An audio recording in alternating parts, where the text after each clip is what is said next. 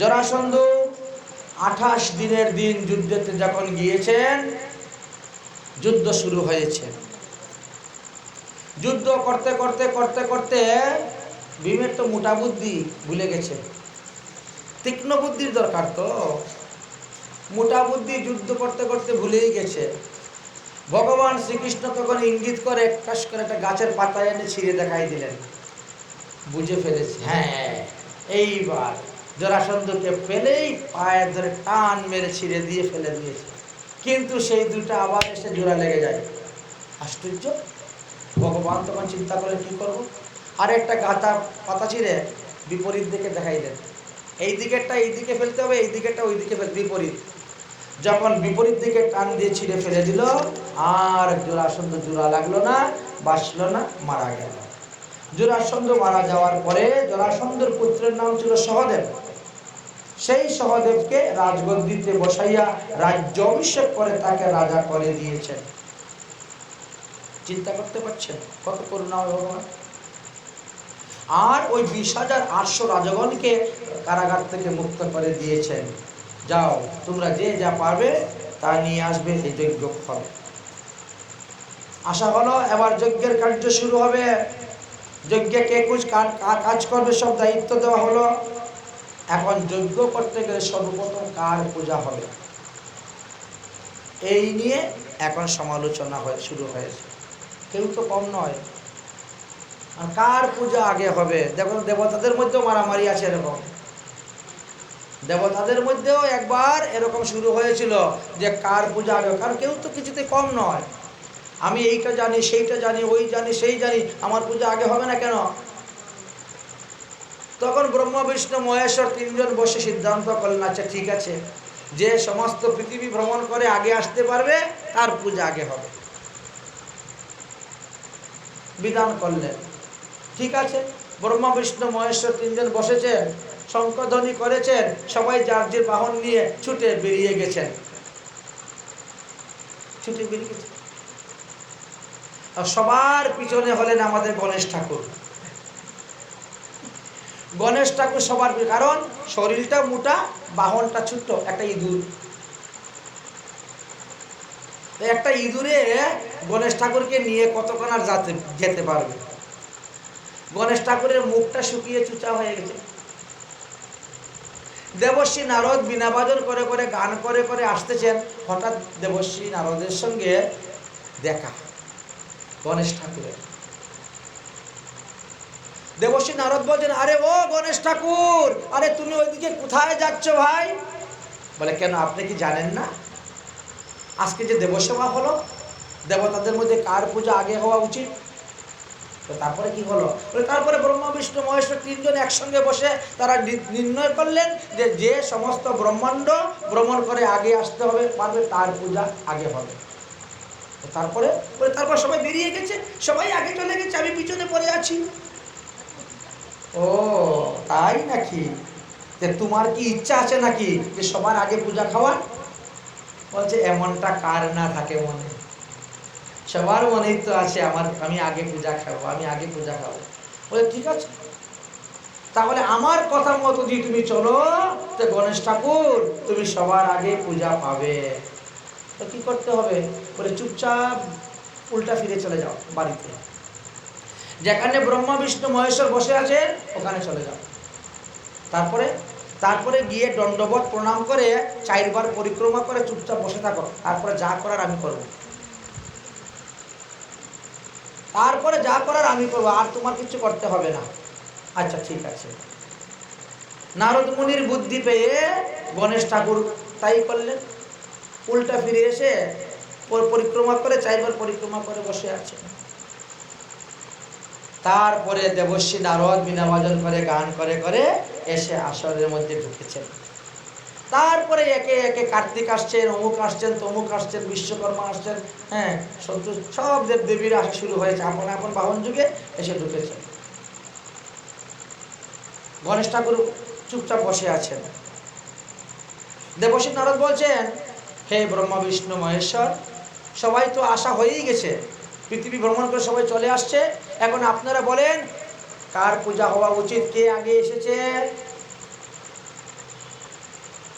কে আগে এসেছে? দেবসেনা বলে, আমি তো এসে দেখলাম গণেশ আগে এসে বসে আছে। আমি যখন আসছি তখন আমি আসার পরে অন্য কাউকে আসতে দেখি নাই, আমি দেখেছি গণেশ আগে এসে বসে আছে। অর্থাৎ গণেশের পূজাই তো আগে হওয়া উচিত। এইবার অন্যরা তো, এই কেমন করে গণেশের পূজা আগে হবে? গণেশের শরীর এত ভারী, তার এইটুকু একটা ছোট্ট একটা ইঁদুর, সে সবার পিছনে পড়েছিল। আমরা যখন ওকে সবাই ওকে পাস করে চলে গেছি। ও কেমন করে? ও অর্ধেক রাস্তাতে ঘুরে চলে এসেছে উল্টা, ও পরিক্রমা করেই নাই পৃথিবী। তাহলে ও পূজা আগে হবে কেমন করে? মধ্যস্থ হলেন দেবর্ষী নারদ। আচ্ছা ভগবান, এদের কথা বাদ দেন, এরা তো বলবি, এদের কথা বাদ দেন।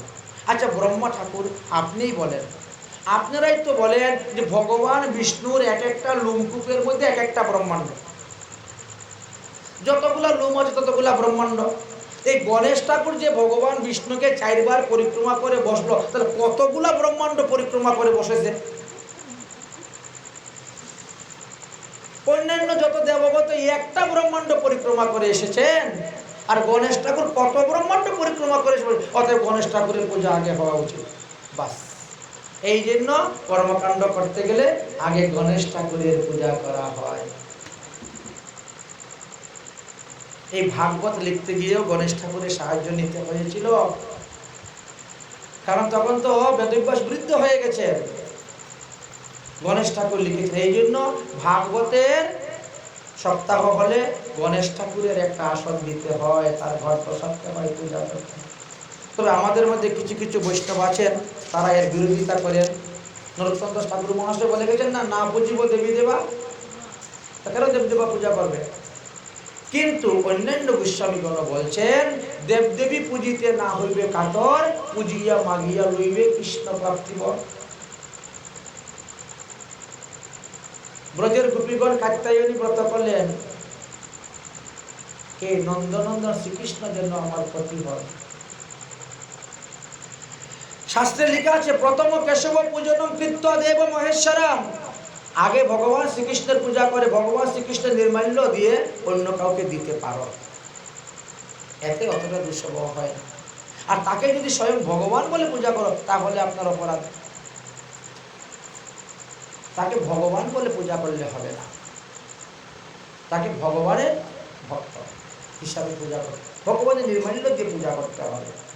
তো এইভাবে কোনো কিছু সিদ্ধান্ত আমরা দেখতে পাই। ঠিক তেমনি ভাবে এই যে রাজস্বীয় যজ্ঞ হবে, রাজস্বীয় যজ্ঞের মধ্যে শুরু হয়ে গেছে কার পূজা আগে হবে, শুরু হয়েছে সমালোচনা, নানা মুনির নানা মত শুরু হয়ে গেছে। এমন সময়ে সহদেব উঠে দাঁড়িয়েছে। পঞ্চপাণ্ডবের মধ্যে যিনি ছিলেন সহদেব, তিনি বলছেন যে সবার আগে কৃষ্ণের পূজা হওয়া উচিত। বাসুদেবং পরিত্যজ্যম যে অন্য ব্রত উপাসতে ত্যক্ত্বা অমৃত সামুর আত্মা ভুঞ্জতে হলাহল বিষম। শ্রীকৃষ্ণকে পূজা ছেড়ে দিয়ে যারা অন্যদের পূজা করে, তারা হাত থেকে অমৃত ফেলে দিয়ে বিষের পেয়ালা নিয়ে গ্রহণ করে। সবার জীবন ধন কৃষ্ণ, সবার জনক হেন কৃষ্ণ জেনা ভজে সব ব্যর্থতা। কৃষ্ণকে যদি ভজন না করো, কৃষ্ণকে পূজা না করলে সব ব্যর্থ হবে, কারণ তিনি জগৎপতি, জগৎ স্বামী, জগৎ পিতা। জগতের পিতা কৃষ্ণ জেনা ভজে বা পিতৃদ্রোহী পাতকীর জন্মে জন্মে তাপ।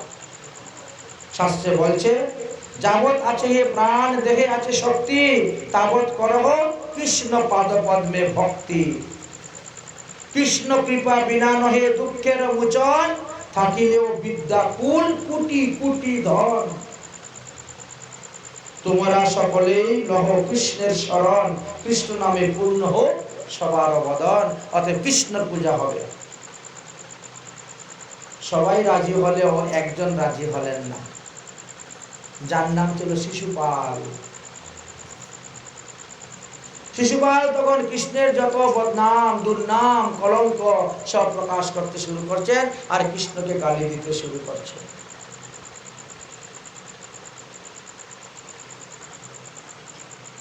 সহদেবের কথাটাকে সেখানে কার্যকারী হতে তিনি দিচ্ছেন না।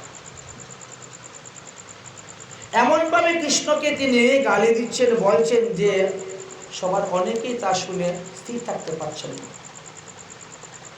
বলরাম তো একেবারে রেগে ভম হয়ে উঠে দাঁড়িয়ে গেছেন। হে কৃষ্ণ, তোমাকে এতক্ষণ ধরে গালি দিচ্ছে, তুমি কিছু বলছো না, তুমি চুপচাপ বসে আছো।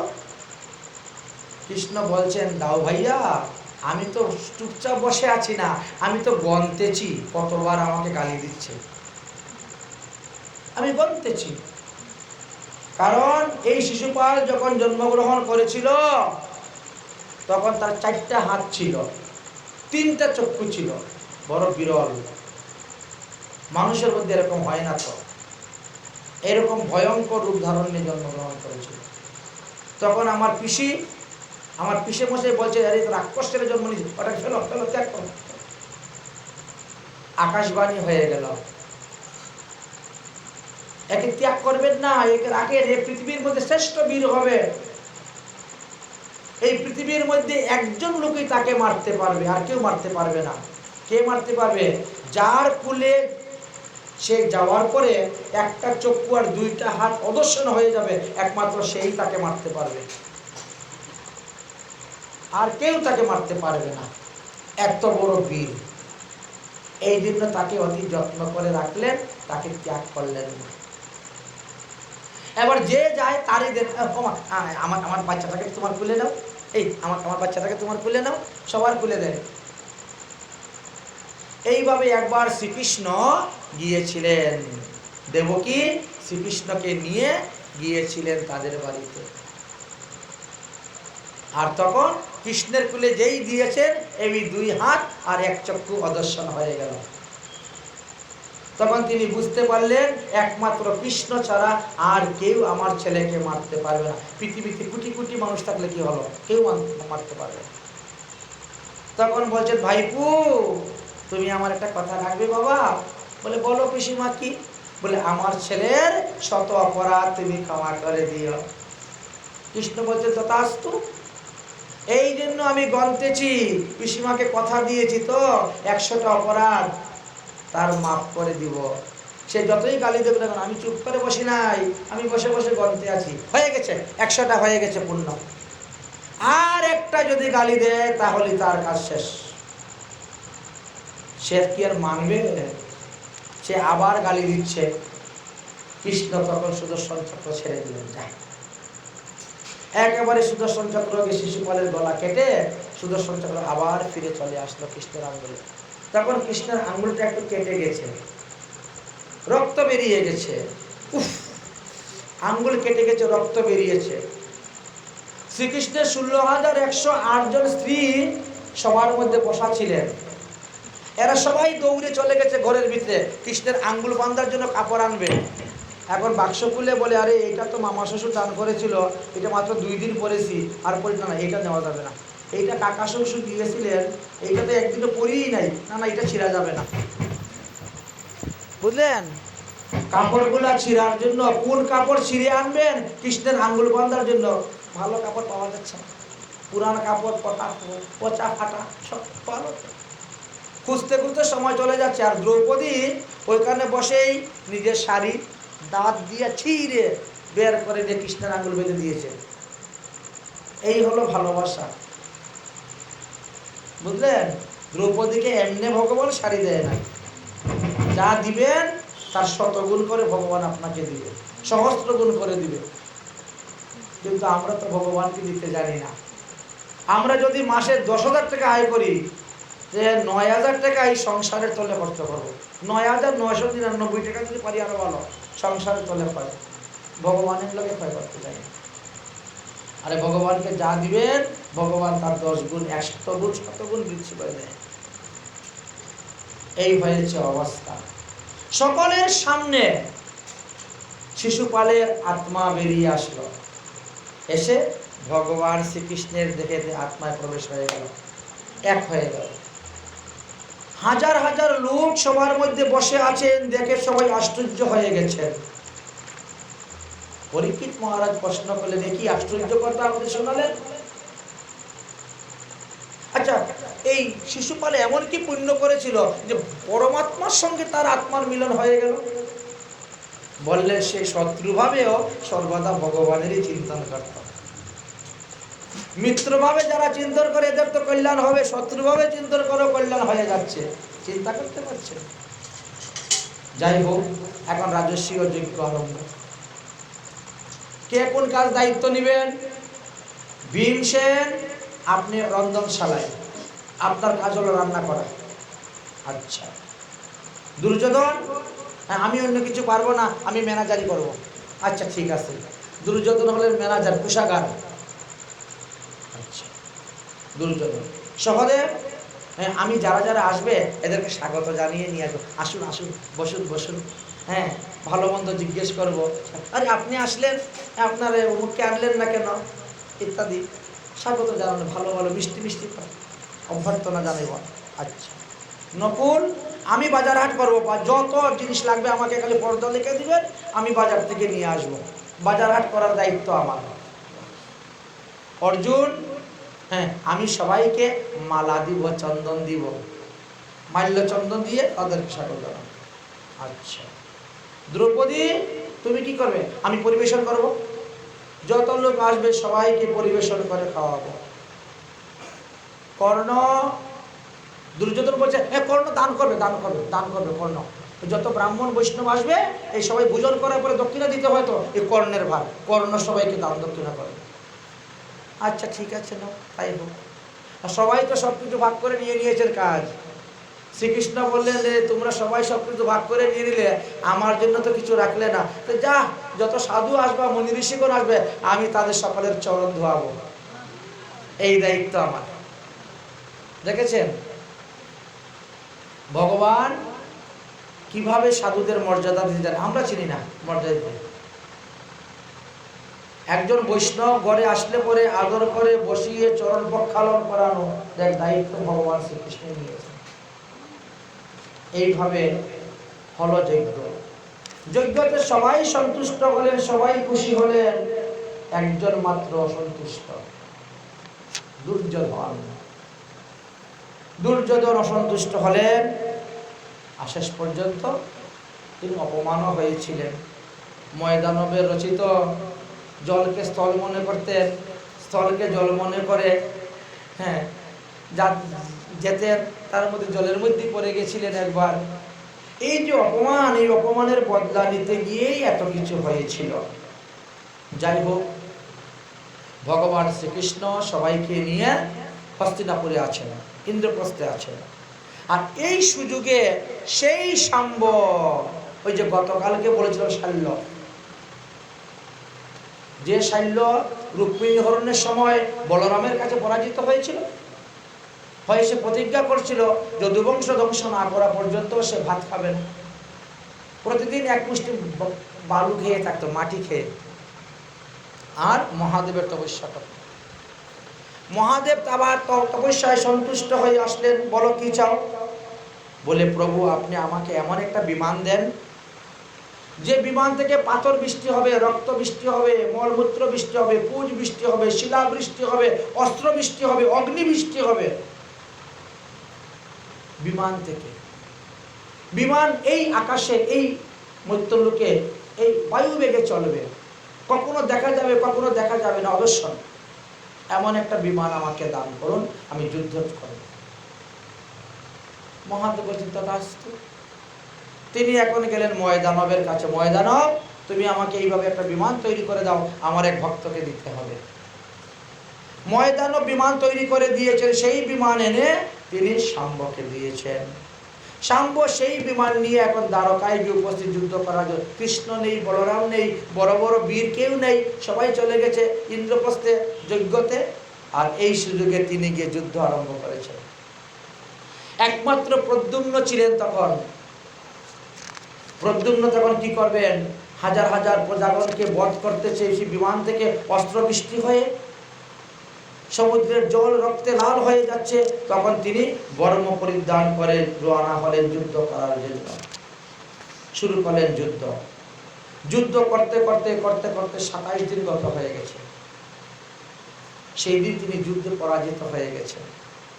এমন একটা বাণ শাম্ব মেরেছে, তিনি অজ্ঞান হয়ে পড়ে গেছে। সারথি তাড়াতাড়ি রথ নিয়ে পালিয়ে লুকিয়ে গেছে গোপনে। জলের ঝাপটা দিয়ে, বাতাস দিয়ে তিনার জ্ঞান ফিরিয়েছে।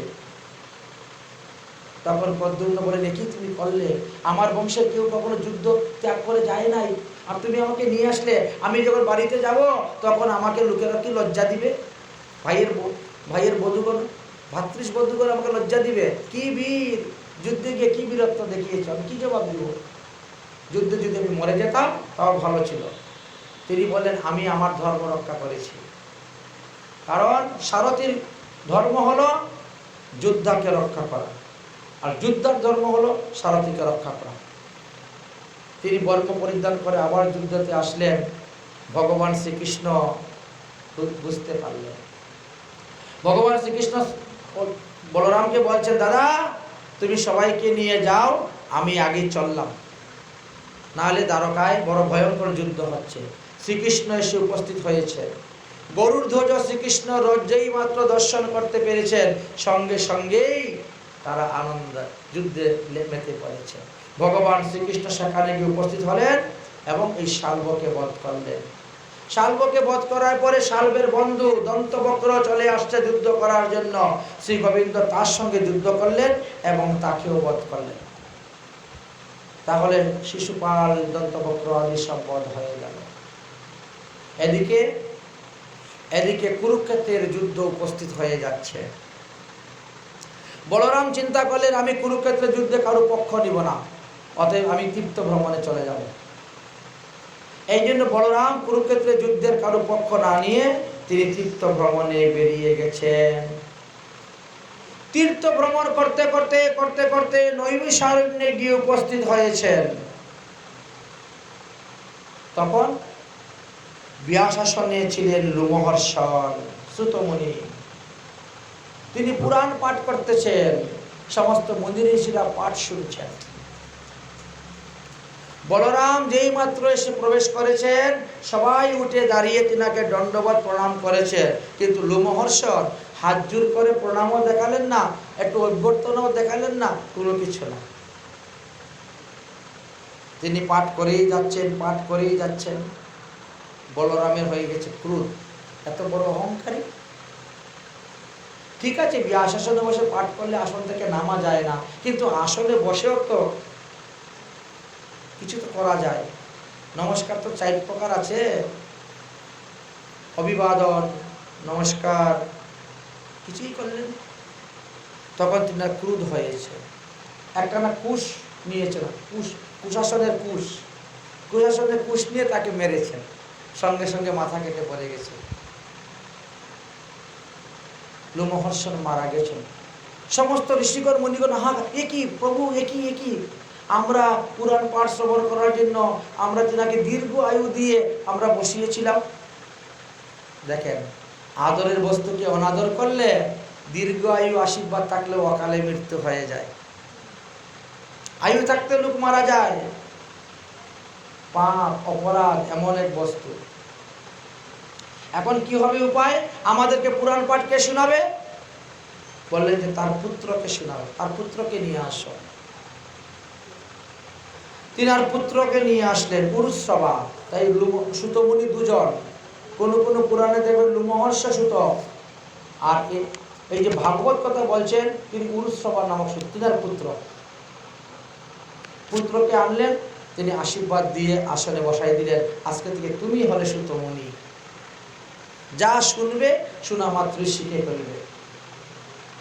দীর্ঘ আয়ু ব্রহ্মসম পাইয়াও সুত, তোমা দেখি না উঠিল হইল বশীভূত।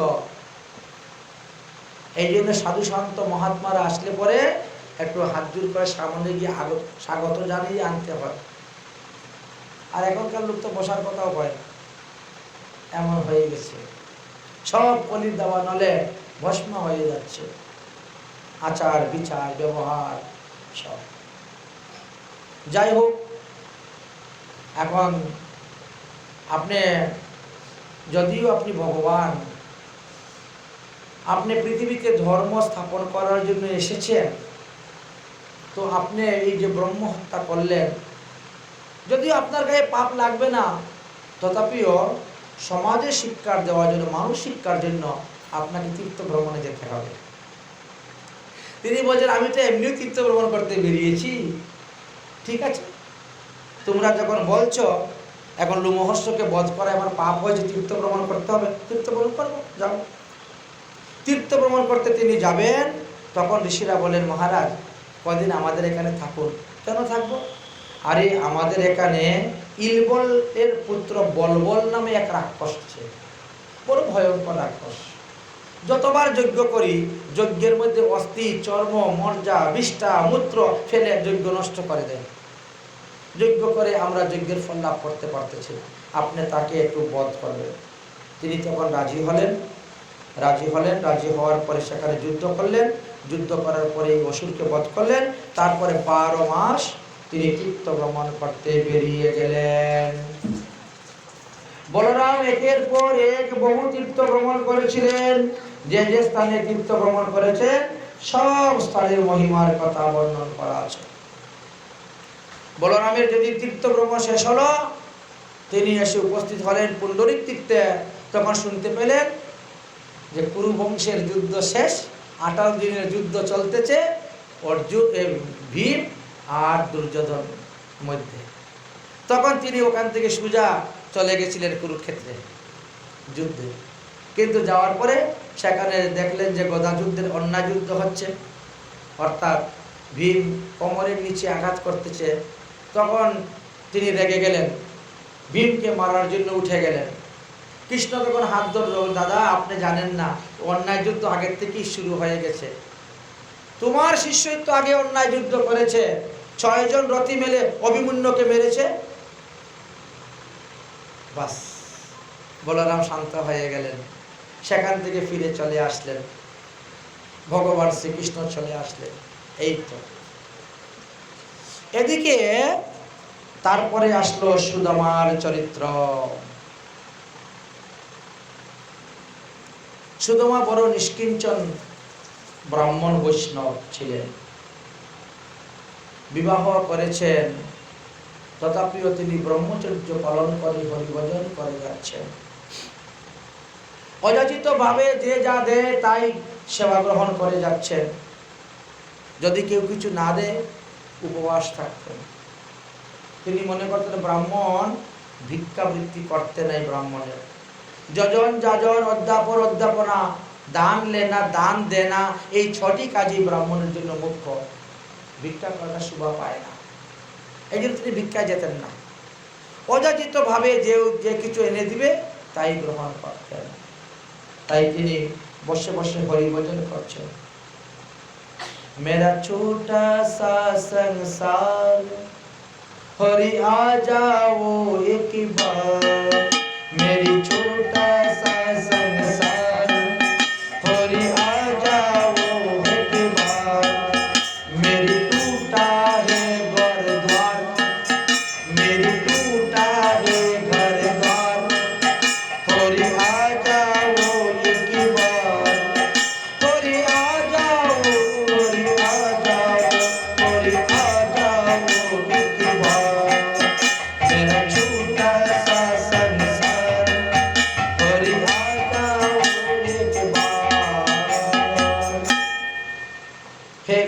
ভগবান, একেবারে ছোট্ট আমার পরিবার, আমি আর আমার স্ত্রী, তুমি একবার এসে আমার কৃপা করো। কিন্তু তুমি আসলে যে তোমাকে বসার মতন জায়গা দিব, স্থান দিব, তাও নেই।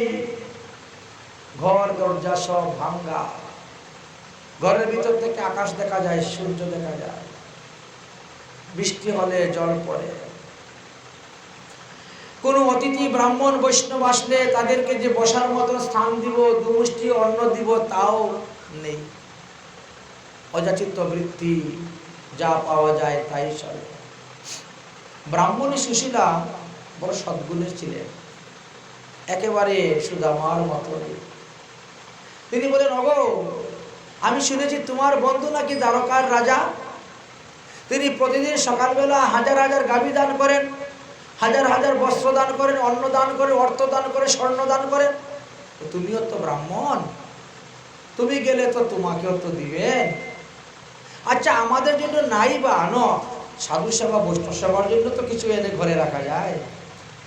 তুমি যাও না তোমার বন্ধুর কাছে। তিনি বললেন যে বন্ধুর কাছে যে যাব রে, বন্ধুকে দর্শন করতে গেলে, রাজ দর্শন করতে গেলে, ভগবানের মন্দির দর্শন করতে গেলে এই সমস্ত জায়গাতে খালি হাতে যেতে নেই, হাতে কিছু না কিছু নিয়ে যেতে হয়। তো আজ 3 দিনের উপবাস আমরা আছি, অযাচিত ভাবে কোনো কিছু খাবার আসে নাই, তো কি নিয়ে যাব বন্ধুর জন্য? তুমি যে বলছো খালি বন্ধুর বাড়ি যাও, বন্ধুর বাড়ি যাও। সুশীলা বলছে আমি একটু দেখবো, চেষ্টা করে কিছু ভিক্ষা পাওয়া যায় কি না তোমার বন্ধুর জন্য। নিজের জন্য নয়, বন্ধুর জন্য। আচ্ছা যাও দেখো। সুশীলা বেরিয়েছেন। 4 বাড়ি ঘোরার পরে 4 মিষ্টি চিপিটক পেয়েছেন, চিরার খুদ চিপিটক নিয়ে এসেছেন, সুদামাকে দিয়েছেন। এই নাও 4 মুষ্টি চিরা পেয়েছি। সুদামা বলছেন দান গ্রহণ করা ব্রাহ্মণের অধিকার আছে, কিন্তু ভিক্ষা করা তো অধিকার নাই। যজমানির দ্বারা যা দান পাওয়া যায় তার দ্বারাই জীবন নির্বাহ করব সংকল্প করেছিলাম। যাই হোক, গোবিন্দের জন্য আজ ভিক্ষা করে চর্চা। 4 মুষ্টি চিরা কাপড়ের পুতলার মধ্যে বেঁধে একবারে কাঁধের মধ্যে ফেলে সুদামা রওনা হয়েছে। সুদামার বাড়ি থেকে ভগবান শ্রীকৃষ্ণের বাড়ি 88 কিলোমিটার। বর্তমানে যদি কেউ যান, পুরবন্দর থেকে 88 কিলোমিটার দূরে সুদামার বাড়ি পাবে। পূর্ব সুদামার বাড়ি থেকে শ্রীকৃষ্ণের বাড়ি। একে মাঘ মাস, ঠান্ডা, গায়ের মধ্যে একটাই ধুতি, অর্ধেকটা পরনো, অর্ধেকটা গায়ের মধ্যে দেওয়া, একটা ধুতি, তার মধ্যে শত ছিদ্র, শত ফাটা, আর 4 মুষ্টি চিরা দিয়ে এইবার তিনি রওনা হয়েছেন। লাঠি বড় দিয়ে দিয়ে যাচ্ছেন। কিছু দূর যাওয়ার পরে ক্ষুধা পিপাসায় কাতর হয়ে তিনি একটি গাছের তলে বসেছেন। এমনি তিনার নিদ্রা এসে গেছে। অন্তর্যামী ভগবান, তিনি তো ভক্তের সব অন্তরের কথা জানেন। গরুরকে পাঠিয়ে দিলেন, যাও গরুর, তুমি সুদামাকে পিঠের মধ্যে বসিয়ে ওইভাবেই দ্বারকার একটা গাছের নিচে রেখে দিয়ে আসো। দেখি আমার বন্ধু কি করে। ভগবান খালি পরীক্ষা করেন। ভগবানের কাজই হলো ভক্তকে পরীক্ষা করা, আর পরীক্ষা করতে করতে ভগবানই হেরে যায় শেষ পর্যন্ত। অনেক জায়গাতে এরকম হয়েছে, ভগবানই হেরে যান ভক্তকে পরীক্ষা করতে করতে। দেখি আমার ভক্ত কি করে। গরুর গিয়ে সুদামাকে নিয়ে আসছেন, গাছের নিচে বসিয়ে দিয়েছেন। সুদামা হঠাৎ করে ঘুম ভেঙেছে। আরে সন্ধ্যা হয়ে যাচ্ছে, আমি না দ্বারকায় যাব বলে রওনা হয়েছি, এই এখন কি করি উপায়, রওনা হয়েছি। আরে ভাই, ও ভাই, হ্যাঁ দ্বারকা কত দূর? তো বলছে দ্বারকা ছে, মানে এটাই দ্বারকা। ওরা গুজরাটি ভাষায় বলছে দ্বারকা ছে। শুধুমাত্র যে দ্বারকা ছে মানে 6টা দ্বারকা নাকি রে? 6 দ্বারকা থাকলে আমি আবার কোন দ্বারকায় যাব? আসলে দ্বারকাকে 3টা করা হয়েছে, মূল দ্বারকা, ভেট দ্বারকা, গোমতী দ্বারকা। আপনারা যখন যাবেন দ্বারকা দর্শনে, দেখবেন রিক্সা ড্রাইভার জিজ্ঞেস করবে, গাড়ি ড্রাইভার জিজ্ঞেস, কোন দ্বারকায় যাবেন? মূল দ্বারকায় যাবেন, না ভেট দ্বারকায় যাবেন, না গোমতী দ্বারকায় যাবেন? এই 88 কিলোমিটার নিয়ে 3টি দ্বারকায় আছে। বড় আশ্চর্য। যাই হোক, তারপরে তিনি বুঝতে পারলেন যে হ্যাঁ এইটাই দ্বারকা। এখন তিনি গিয়ে রওনা হয়েছেন। ধীরে ধীরে রাজ দরবারের সামনে গিয়ে উপস্থিত হয়েছেন। দরজায় দারোয়ান আছেন। দারোয়ান জিজ্ঞেস করছেন, আপনি কে, কোথা থেকে এসেছেন, কাকে চাচ্ছেন? তিনি বলছেন, আমি শ্রীকৃষ্ণের বাল্যবন্ধু, আমার নাম সুদামা। যাও তোমাদের দ্বারকাধীশ কৃষ্ণকে গিয়ে বলো আমি এসেছি তার সঙ্গে দেখা করতে। দুয়ারপাল তখন বলছেন, ঠিক আছে আপনি এখানে দাঁড়ান, আমি এখনই আসছি। শ্রী গোবিন্দের কাছে গিয়ে বলেছেন। গোবিন্দ তখন রুক্মিণীর পালঙ্কে শয়ন করে আছে, রুক্মিণী পদ সম্ভাষণ করছেন। যেই মাত্র দ্বারপালের মুখে শুনেছেন তিনার সখা এসেছেন তিনার সঙ্গে দেখা করার জন্য, এক লাফ দিয়ে উঠেই সুদামা সুদামা বলে ডাকতে ডাকতে ভগবান দৌড়ে ছুটছেন। এমন ভাবে দৌড়ে ছুটছেন যে কাদের থেকে উত্তরীটা যে কখন কোথায় পড়েছে তাও হুঁশ নেই। ভগবান তো ইচ্ছা করলে বলতেন যাও যাও দারোয়ান নিয়ে আসো, না তো। ভগবান ভক্তের মর্যাদা দিতে জানেন। এসেই একেবারে জড়িয়ে ধরেছেন, গলাগলি কুলাকুলি করে বন্ধুকে নিয়ে গিয়ে তিনি যে সিংহাসনে বসেন, সোনার সিংহাসন, সেই সিংহাসনে বসিয়েছেন। রুক্মিণী জল নিয়ে আসো। রুক্মিণী তো আচানক হয়ে গেল, আকাশ থেকে ওই কি টুটা ফাটা কাপড়, ময়লা কাপড়, মলিন হাড্ডি অস্ত্রচর্ম সার, এক এক বন্ধু বসে নিয়ে আসো জল, পা ধোয়াও, ব্রাহ্মণের পা ধোয়াও। রুক্মিণীকে বলছে জল ঢালো, পা ধোয়ানো হয়েছে, পা মোছানো হয়েছে, পূজা করেছেন। তারপরে রুক্মিণী আর কৃষ্ণ যে পালঙ্কে শয়ন করেন ওই পালঙ্কে নিয়ে সুদামাকে শয়ন করিয়ে দিয়েছেন। রুক্মিণী বাতাস করো, বাতাস করো, আমার বন্ধু এসছে, বাতাস করো। রুক্মিণী তো একবারে আচানক হয়ে গেছে। শ্রীকৃষ্ণ নিজে পা সম্ভাষণ করে দিচ্ছেন। আমাদের পদকর্তাগণ বড় সুন্দর একটি গান রচনা করেছেন। ওরে দুয়ার পালো কানাইয়া তোকে দে কিদার পে সুদামা গরিব আগে। ওরে দুয়ার পালো কানাইয়া তোকে দে কিদার পে সুদামা গরিব আগে।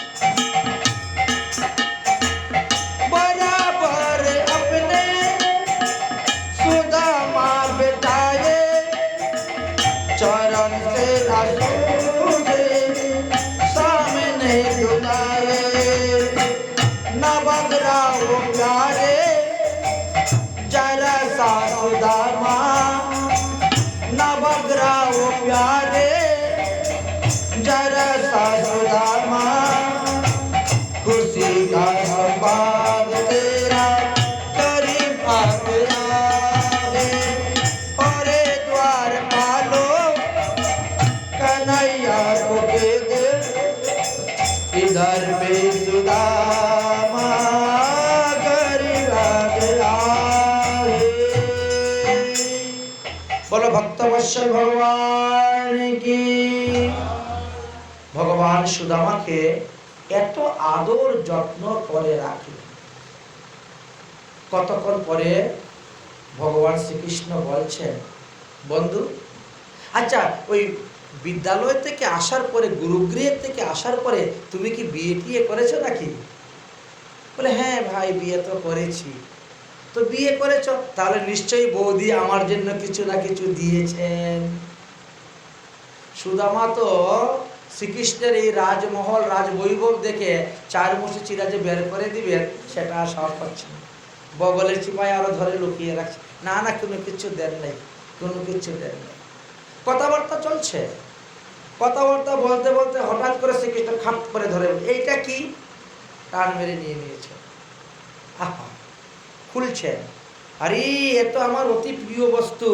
সেই ছোটবেলায় গুরুকুলে গুরুমা আমাদেরকে দিতেন খাওয়ার জন্য। আজ কত বৎসর হয়ে গেছে, সঙ্গে সঙ্গে এক মুষ্টি নিয়েই মুখে ঢুকিয়ে দিয়েছে। দেখেন সুদামা, তুমি তো জানো পত্রং পুষ্পং ফলং তুয়ং যে মে ভক্তি প্রয়শ্চতি। আমার ভক্ত ভক্তির সহিত প্রেমের সহিত যা দে তা আমি সাদরে গ্রহণ করি। সে এক গন্ডুষ জল দেও, একটা তুলসী পাতা দেও, এতেই আমি তৃপ্ত। অভক্তের 56 ভোগ 36 ব্যঞ্জন আমি গ্রহণ করি না। তুমি এতক্ষণ ধরে লুকাচ্ছ, বাস এক মুষ্টি খেয়ে খুব আনন্দ পেয়েছেন, আরেক মুষ্টি ধরেছেন খাবেন, আমার গল্প করছেন, আবার খাচ্ছেন। আরেক মুষ্টি যখন খাবেন তখন হাতের মধ্যে ধরে ফেললেন রুক্মিণী। একে হাত ছাড়ো, তুমি খেতে। আরে ভক্তের বাসনা পূর্ণ করার জন্য 2 মুষ্টি চিরাই যথেষ্ট, আর খেতে হবে না, বাকিগুলা দাও আমরা খাবো। আসল উদ্দেশ্যটা কি? আসল উদ্দেশ্য ছিল অন্যটা। এক মুষ্টি চিরা ভগবান যখন খেয়েছেন তখন বলছে সপ্ত পাতাল আমি সুদামাকে দান করে দিব। আরেক মুষ্টি চিরা খেয়েছেন বলছে পৃথিবী সুদামাকে দান করে দিব। আরেক মুষ্টি চিরা খেয়ে যদি বলে সপ্ত স্বর্গ দান করে দিব, বৈকুণ্ঠ দান করে দিব, গোলক দান করে দিব, তাই রুক্মিণীকে থাকবে কোথায়? এই জন্য হাত ধরে ফেলছেন। আর না, ভক্তের বাসনা পূর্ণ করতে 2 মুষ্টি চিরাই যথেষ্ট। আচ্ছা, শ্রীকৃষ্ণ সুদামা একই বিছনার মধ্যে সারা রাত্রি শয়ন করলেন, কথাবার্তা চলছে। শ্রীকৃষ্ণ বলছেন, মনে আছে সুদামা সেই কথা যেদিন তোমার আর আমার উপরে ভার পড়েছিল, বনে গিয়ে কাষ্ঠ সংগ্রহ করে নিয়ে আসার, কুশ সংগ্রহ করে নিয়ে আসার, যজ্ঞের সৌমিত সংগ্রহ করে নিয়ে আসার, ফলমূল সংগ্রহ করে নিয়ে আসার। সেই দিন যে গুরুমা কতটা চানা ভেজে দিয়েছিলেন আমাদের খাওয়ার জন্য। ভাই আমি ক্ষত্রিয়, তুমি ব্রাহ্মণ, তুমি এই জন্য তোমার কাছে সব চানাগুলা রেখেছিলাম। সারাদিন সৌমিত সংগ্রহ করতে করতে সন্ধ্যা হয়ে গেল, বুঝা বেঁধে যখন রওনা হচ্ছে, ঝড় বৃষ্টি আসলো, তখন তুমি এক গাছের মধ্যে উঠেছিলে, আমি এক গাছের মধ্যে উঠেছিলাম। একজনে আরেকজনকে দেখতেছি যাতে বাঘ ভালুক না আসে। ক্ষুধার তাড়নায় তুমি তোমার ভাগেরটা খেতে খেতে আমার ভাগেরটাও খেয়ে নিয়েছিলে। দেখেছ, ভগবানের ভাগেরটা যদি কেউ খায় তা সে এরকমই দিন দরিদ্র হয়ে যায়। ভগবানের বস্তু ভগবানকে দিয়ে খেতে হবে, ভগবানকে না দিয়ে খেলে শেষ।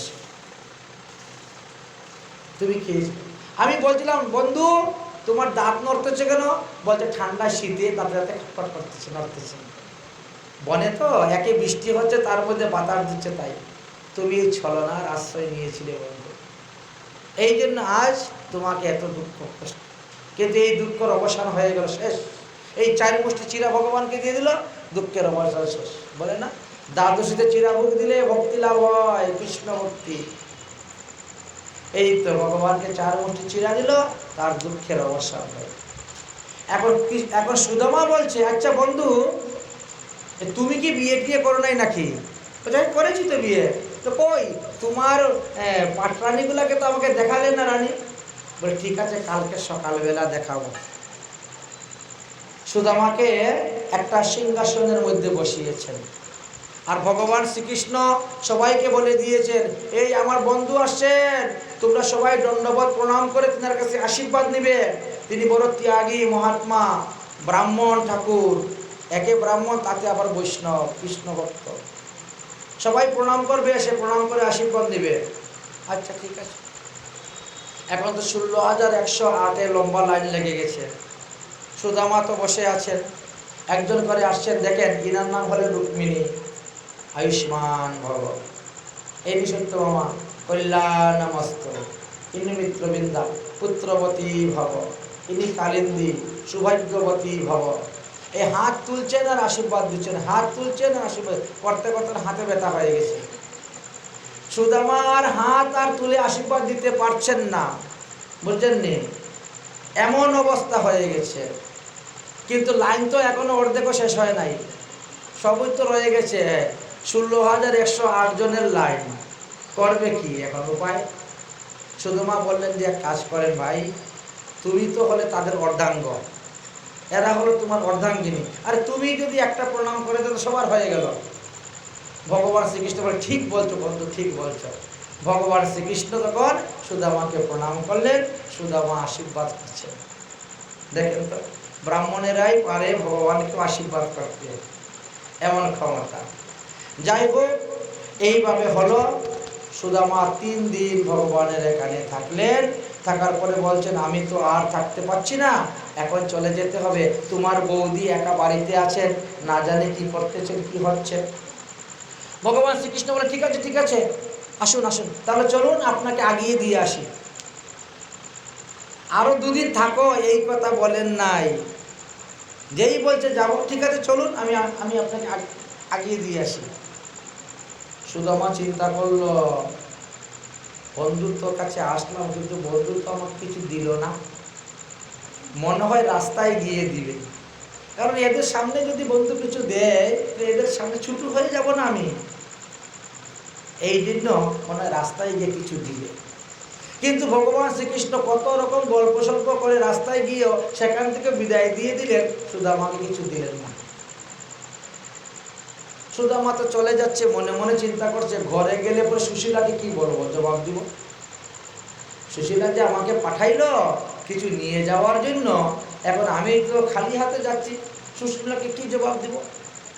মনে হয় এটা হতে পারে, আমি তো বৃদ্ধ মানুষ, একা চলতেই কষ্ট হয়, তার মধ্যে কিছু দিলে পরে নিয়ে যাব কেমন করে।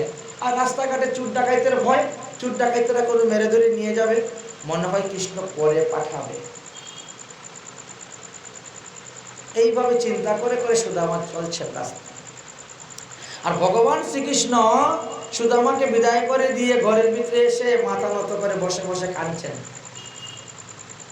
রুক্মিণী বলছে, কি ব্যাপার, তুমি কান্না করছো কেন? ও বন্ধু চলে গেছে তার জন্য কান্না করছো? না গো, আমার বন্ধু এসেছিল কিছু নিয়ে যাওয়ার জন্য, সাধু সেবা বৈষ্ণব সেবা করার জন্য, তার কিছু নেই, অতিথি ব্রাহ্মণ সেবা। কিন্তু সে মুখ ফুটে একবারও আমার কাছে কিছু চায় নাই। আর আমিও সেই অপেক্ষায় ছিলাম যে বন্ধু চাইবে তারপরে দিব। আমি খালি বন্ধুকে পরীক্ষাই করে গেলাম, আর পরীক্ষা করতে করতে আমি বন্ধুর কাছে হেরে গেলাম। বন্ধু আমাকে 4 মুষ্টি চিরা খাওয়াইয়ে চলে গেল, আর আমি বন্ধু কিছু দিতে পারলাম না। রুক্মিণী বলছেন, ওগো তাহলে কাজ করো না, বিশ্বকর্মাকে ডাকিয়ে সবকিছু পাঠাই দিলেই তো হয়। ঠিক কথা বলেছে। সঙ্গে সঙ্গে বিশ্বকর্মাকে আহ্বান করলেন, বিশ্বকর্মা সে উপস্থিত হলেন। আমার পুরী যেভাবে আছে, আমার রাজভবন যেভাবে আছে, সুদামার জন্য সেভাবে রাজমহল তৈরি করে দাও। কম করো, রাজমহল সেইভাবে তৈরি করে দাও। বিশ্বকর্মা এক রাত্রির মধ্যে সেইগুলা তৈরি করে দিয়েছিলেন। সুদামা 3 দিন রাস্তা চলার পরে নিজের বাড়িতে গিয়ে উপস্থিত হয়েছেন। এখন তো নিজের বাড়ি চিনতে পারেন না। আরে এটা তো আমার বাড়ি ছিল, এখানে এত বড় রাজমহল কোথা থেকে আসলো, এত বড় দিঘি কোথা থেকে আসলো, এত পুষ্প উদ্যান কোথা থেকে আসলো। আবার দেখা যায় বাড়ির ভিতরে খুব সুন্দর সুন্দর যুবতী রমণীগণ চলাফেরা করতেছে। উনি ভয়ে ভীত হয়ে আর ভিতরে ঢুকছেন না। সুশীলা ভিতর থেকে দেখছে সুদামা বিপ্রকালে চতুর্দিকে ঘুরে বেড়াচ্ছেন। সঙ্গে সঙ্গে তিনি প্রদীপ জ্বালিয়ে সব কিছু নিয়ে এসে আরতি করে স্বাগত দেয়। এ কি সুশীলা তুমি? হ্যাঁ, সব কিছু তোমার বন্ধু সব দিয়েছে। ও সুদামা বললেন যে শুনো, এই সমস্ত বৈভবের মধ্যে থাকলে ভজন হবে না, ভজন সাধন হবে না। এই যা কিছু পেয়েছ সব ব্রাহ্মণকে দান করে দাও। আগে আমরা যেমন আছি তেমনটাই থাকবে। আজও অবধি সুদামা বিপ্রের বাড়িতে 3 দিন থাকা খাওয়া ফ্রি, পয়সা লাগে না। যে কোনো লোক যাক, গৃহস্থই যাক আর সন্ন্যাসী যাক, সাধু যাক, পুরবন্দর এখনো সুদামার বাড়ি আছে। 3 দিন থাকা খাওয়া ব্যবস্থা আছে। 3 দিনের বেশি থাকতে নেই, কারণ ওখানে তেমন কোনো বিশেষ কোনো এত বেশি তীর্থস্থান নয়। কয়েকটি তীর্থস্থান আছে 3 দিনে 1 দিনে দর্শন হয়ে যায়। তার মধ্যে 3 দিন থাকা খাওয়ার ব্যবস্থা এখন পর্যন্ত আছে। সমস্ত জিনিস দান করতে শুরু করেছে। সবাই যখন সুদামার মহিমা গান করতেছে, সুদামা বলছে আমার মহিমা কেন গান করছো? এগুলো কি আমার? সব ভগবান। প্রভু आपको कृपा से सब काम हो रहा है, आपको कृपा से सब काम हो रही है, करते हैं तुम कन्हैया, करते हैं तुम कन्हैया, मेरा नाम हो रहा है, आपको कृपा से सब काम हो रहा है, आपको कृपा से सब काम हो रहा है। ভগবানের কৃপাতেই সব হচ্ছে। কাজ করতেছেন ভগবান, নাম হচ্ছে সুদামার। আমাদের তো তাই হয় না। যাই হোক, এইবার আমরা কুরুক্ষেত্রে সন্নিহিত কুণ্ডের বিষয়ের কথা আলোচনা করব। সেই বৎসরে এমন একটি সূর্যগ্রহণ পড়েছিল, যে সূর্যগ্রহণ মতো সূর্যগ্রহণ আর কখনো হয় নাই। ভগবান শ্রীকৃষ্ণ বললেন সূর্যগ্রহণ উপলক্ষে কুরুক্ষেত্রে সন্নিহিত কুণ্ডে স্নান করলে পরে বহু পুণ্য অর্জন হয়। অতএব কে কে যাবে সূর্যকুণ্ডে স্নান করতে? চলো। সবাই তখন বলছে আমি যাব, আমি যাব। পুত্র পুত্রবধূগণ, কন্যা কন্যাদের জামাই, নাতি নাতনি সবাইকে নিয়ে ভগবান শ্রীকৃষ্ণ রওনা হয়েছেন কুরুক্ষেত্রে স্নান করার জন্য। আর এদিকে নন্দ বাবা, মা যশোদা, গোপ গোপীগণ তারাও রওনা হয়েছেন। বসুদেবও গিয়েছিলেন, দেবকীও গিয়েছিলেন। যেমন দ্বারকা থেকে সবাই গিয়েছেন, তেমন বৃন্দাবন ধাম থেকে সবাই, এমনকি শ্রীমতী রাধারানীও গিয়েছিলেন কুরুক্ষেত্রের সন্নিহিত কুণ্ডে স্নান করার জন্য। সেখানে যাওয়ার পর সমস্ত মুনি ঋষিগণ শুনতে পেলেন যে ভগবান এসেছেন। তাই ভগবানকে দেখার জন্য, সাক্ষাৎ করার জন্য তারা সবাই এসে উপস্থিত হয়েছে। কারণ বৃন্দাবন কি কৃষ্ণ কানাইয়া সবকি আঁখি প্যারা হে। বৃন্দাবনের শ্রীকৃষ্ণ কানাই সকলের প্রাণ স্বরূপ। ব্রজগোপীগণ, ব্রজবালাগণ যখন শুনলেন কৃষ্ণ কুরুক্ষেত্রে আসতেছেন সন্নিহিত কুণ্ডে স্নান করার জন্য, তারাও সবাই সকল যুগে গিয়ে উপস্থিত। সন্নিহিত কুণ্ডে যাওয়ার পরে সমস্ত মুনি ঋষিগণ আসছেন, হোম হচ্ছে, যজ্ঞ হচ্ছে, নানা প্রকার উৎসব অনুষ্ঠান হচ্ছে। সমস্ত মুনি ঋষিরা শ্রীকৃষ্ণকে দর্শন করে দণ্ডবত প্রণাম করতেছেন। দেবর্ষি নারদ বসেছেন, শ্রীকৃষ্ণের মহিমার কথা গুণগান হচ্ছে। ভগবান শ্রীকৃষ্ণ যখন বিদ্যা শিক্ষা লাভ করার জন্য তিনি উজ্জয়িনীতে গিয়েছিলেন, সন্দীপনী মুনির আশ্রমে বিদ্যা শিক্ষা লাভ করে গুরুদক্ষিণা রূপে তিনি 12 বৎসর আগের মৃত পুত্রকে এনে গুরুদক্ষিণা দিয়েছিলেন। এই বিষয়ে দেবর্ষি নারদ যখন মুনি ঋষিদের সামনে আলোচনা করছেন, তখন দেবকী শুনে ফেলছেন, আরে তাহলে আমার পুত্র তো সাধারণ মানুষ না, ভগবান। তাহলে এইবার দ্বারকায় যাওয়ার পরে আমিও বলবো যে আমার 6 পুত্রকে এনে দাও, কংস যে মেরেছিল। রুক্মিণীর মনেতে এই, দেবকীর মনেতে এই ভাব উদয় হয়েছে। এদিকে কুরুক্ষেত্রে সূর্যগ্রহণ শেষ হয়েছে, সবাই স্নান করতে শুরু করেছেন, ধুমধাম যে যেদিকে পারে স্নান করছেন। স্নান করে ভগবান শ্রীকৃষ্ণ সোজা চলে গেছেন রাধারানী যেখানে স্নান করতেছেন সব সখীদেরকে নিয়ে। তখন 100 বছর পূর্ণ হয়ে গেছে। রাধা কৃষ্ণের 100 বছর প্রদর্শন লীলায় ছিলেন। ওটা সুদামার অভিশাপ ছিল তো, শ্রীদামের অভিশাপ। সেই অভিশাপের কারণে যেই রাধারানী স্নান করে ডুব দিয়ে ফিরেছেন, এমনি শ্রীকৃষ্ণকে দেখেছেন। বলো রাধা কৃষ্ণের মিলন কি। 100 বছর পরে মিলন হলো। এমনি রাধারানী দৌড়ে এসে গোবিন্দকে জড়িয়ে ধরেছেন। গোবিন্দ বলছেন, রাধে এখন ছাড়ো ছাড়ো, আমার সঙ্গে না আমার 16,100 স্ত্রী এসেছে, পুত্র এসেছে, পুত্রবধূগণ এসেছে। শ্রীকৃষ্ণের বয়স তখন 125-এর কাছাকাছি হয়ে যাচ্ছে, তো 120 হবে এরকম মনে করেন বয়স তখন, এরকম বয়স। আর এরকম 11 বছর বলে 111 বছর, তার থেকে বেশি হবে, বা 115 বছর ছিল তখন শ্রীকৃষ্ণের বয়স। চিন্তা করো না, আমি রাত্রিবেলা আসবো, আমি রাত্রে আসবো, তোমাদের সঙ্গে দেখা করব। কোথায় তোমাদের ঢেরা? এই জায়গায়। ঠিক আছে, সবাই তো কাপড় দিয়ে তাম্বু টাঙ্গিয়ে টাঙ্গিয়ে আছেন উৎসবে, অনুষ্ঠানে। তো শ্রী গোবিন্দ সেখানে গিয়েছেন, গিয়ে উপস্থিত হয়েছেন। আচ্ছা, এইভাবে শ্রী গোবিন্দ আসেন যান, আসেন যান। নন্দ মহারাজ বসুদেবের সঙ্গে দেখা করেছেন, মা যশোদা দেবকীর সঙ্গে দেখা করেছেন, উভয়ে আসা যাওয়া, খাওয়া দাওয়া সবই হচ্ছে। নন্দ মহারাজ বলেন, এখন আমরা চলে যাব। না না না না, আরো একদিন থাকেন তারপরে যাবেন, আরেকদিন থাকেন তারপরে যাবেন। এভাবে করতে করতে 3 মাস কুরুক্ষেত্রে বাস করেছিলেন। আর 3 মাসই উভয়ের মধ্যে দর্শন লাভ হয়েছিল। শ্রীকৃষ্ণ দর্শন লাগি চলে গোপী ব্রজ ছাড়ি, কুরুক্ষেত্রে হন উপনীত।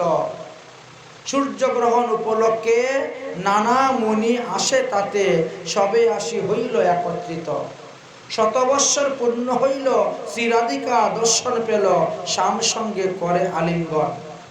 3 মাস ছিল হেতা, প্রতি রাত্রি মিলেন তথা, গোপীগণ আনন্দে মগন। 3 মাস শ্রী রাধা রানী এইভাবে শ্রী গোবিন্দের কৃপা লাভ করেছিলেন।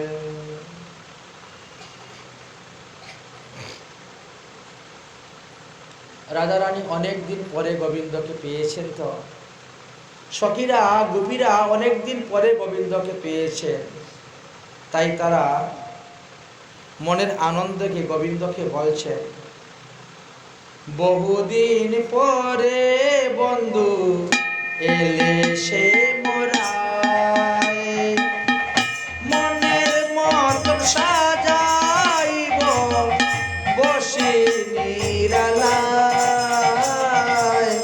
কতদিন পরে বন্ধু এলে সে মোরায়। শ্রী গোবিন্দকে বলছেন, হে গোবিন্দ, আমরা তোমাকে বৃন্দাবনে নিয়ে যাব। আর মহাপ্রভুর ভাবটাও কিন্তু এই ছিল মহাপ্রভু যখন রাধাভাবে ভাবিত হয়ে